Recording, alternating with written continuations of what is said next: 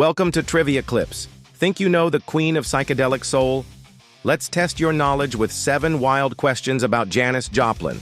Write your answers in the comments and see how many you get right. Let's go. Question 1. What was the name of Janis Joplin's breakthrough band? A. Big Brother and the Holding Company. B. Jefferson Airplane. C. The Grateful Dead. You have 5 seconds. Correct answer, A. Big Brother and the Holding Company. Janis Joplin rose to fame as the lead singer of Big Brother and the Holding Company. Their raw, electric sound perfectly matched her gritty, emotional vocals. The band's performance at the 1967 Monterey Pop Festival launched her into the spotlight. Songs like Piece of My Heart became instant counterculture anthems. This collaboration helped define the psychedelic rock era. It was the start of Janis becoming a rock legend. Question 2. Which U.S. festival featured one of Janis's most iconic performances? A. Woodstock. B. Coachella. C. Isle of Wight. You have 5 seconds. Correct answer. A. Woodstock. Janis Joplin gave one of her most unforgettable performances at Woodstock in 1969. Despite technical issues and delays, her voice electrified the rain-soaked crowd. She wasn't in her best shape that night, but the energy was unmatched. Songs like Ball and Chain echoed through the muddy fields. The Woodstock set cemented her status as a cultural icon. She remains one of the festival's most talked-about legends. Question 3. Which famous label signed Janis as a solo artist?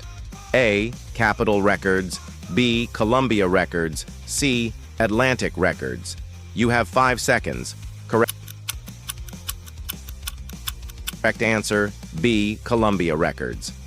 After leaving Big Brother, Janis signed with Columbia Records as a solo artist. This move marked a new phase in her career with more control and polish. Her solo debut included hits like Try Just a Little Bit Harder. Columbia believed in her unique talent and raw charisma. It was a bold shift toward blues and soul influences. Janis proved she could shine with or without a band. Question 4. Which song became Janis Joplin's only #1 hit? A. Me and Bobby McGee. B. Cry Baby. C. Mercedes Benz. You have 5 seconds. Correct answer. A. Me and Bobby McGee. Me and Bobby McGee became Janis Joplin's only #1 hit after her death. Written by Chris Christopherson, the song took on deeper meaning in her voice. It was released posthumously on the album Pearl in 1971. Her emotional delivery turned it into a timeless road anthem. Fans still feel every note she sang in that bittersweet ballad. It topped charts and sealed her legacy as a soul-bearing artist.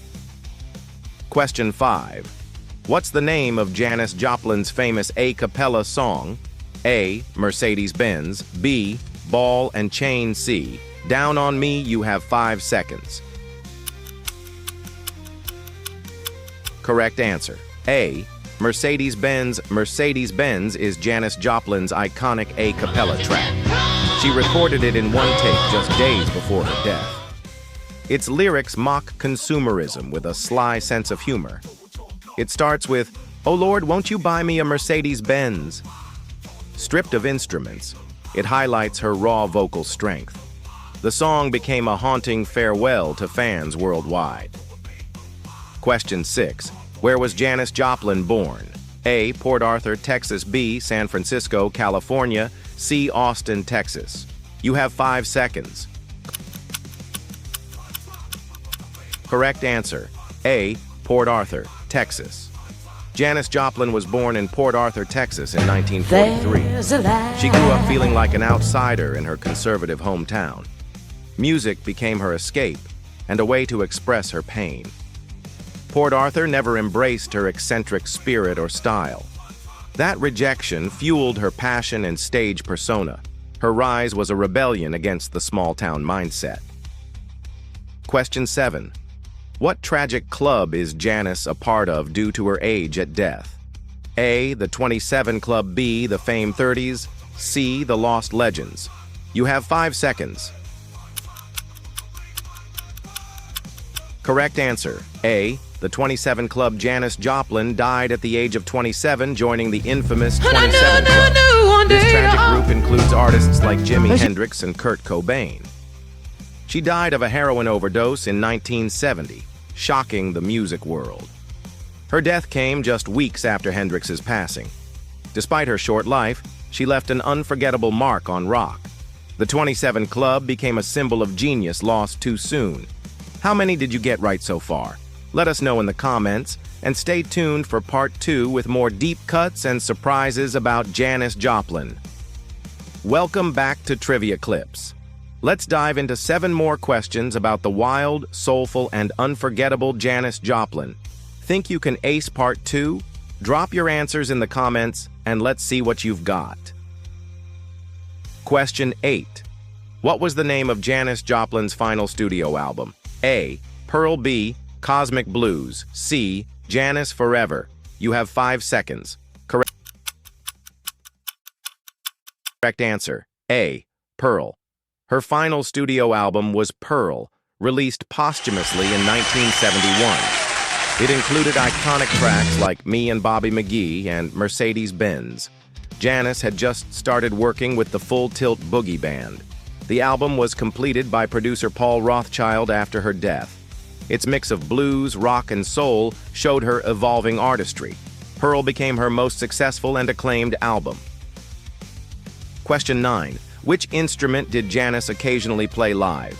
A, auto harp. B, guitar. C, harmonica.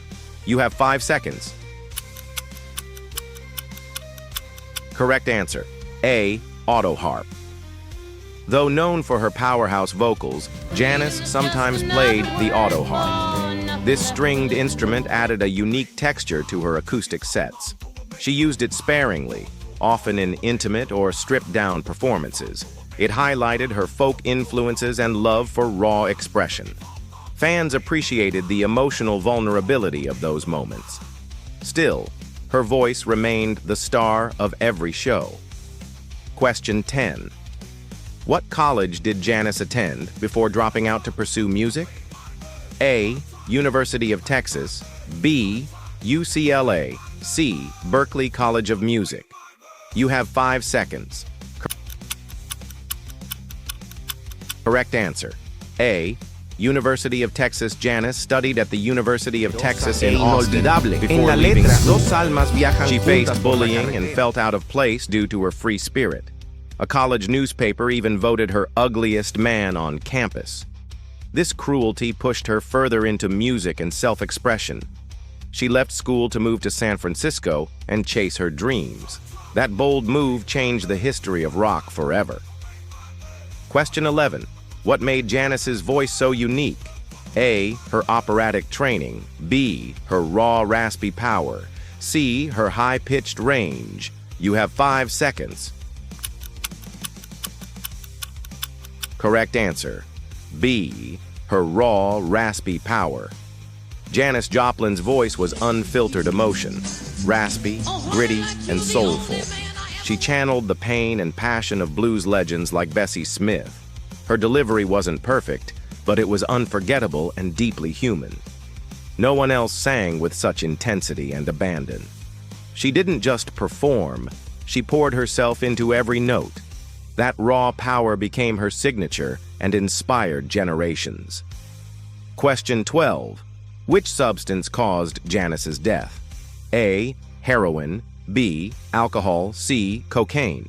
You have 5 seconds. Correct answer. A, heroin. Janis Joplin died of a heroin overdose on October 4th, 1970. She was found in her hotel room in Los Angeles at just 27 years old. Her death shocked the world and came only weeks after Jimi Hendrix's. Friends say she had seemed upbeat in her final days, but addiction had long haunted her behind the scenes. Her passing left a hole in the heart of rock music. Question 13. What's the name of Janis Joplin's posthumous hit compilation? A, Janis B, The Essential. Janis C. Full Tilt Legacy. You have 5 seconds. Correct answer, A. Janis. The compilation album, Janis, was released in 1975, 5 years after her death. It featured live performances, unreleased tracks, and interviews. The double LP gave fans a deeper look at her artistry and spirit. It included powerful versions of Piece of My Heart and Cry Baby. The collection reminded the world of her raw brilliance. It helped solidify her status as a rock legend gone too soon. Question 14. Which famous car brand did Janis mention in her satirical song? A. Mercedes, B. Cadillac, C. Ford. You have 5 seconds. Correct answer, A. Mercedes. In Mercedes Benz, Janis sings, "Oh Lord, won't you buy me a Mercedes Benz?" The song was a playful jab at materialism and consumer culture. She recorded it a cappella just days before her death. Its simple melody and ironic lyrics made it an instant classic. It became one of her most recognizable and symbolic tracks. Fans still quote it as a reminder of her bold personality. That's the end of part 2. How many did you get right in total? Let us know in the comments. And don't forget to like, share, and follow Trivia Clips for more rock legends every week.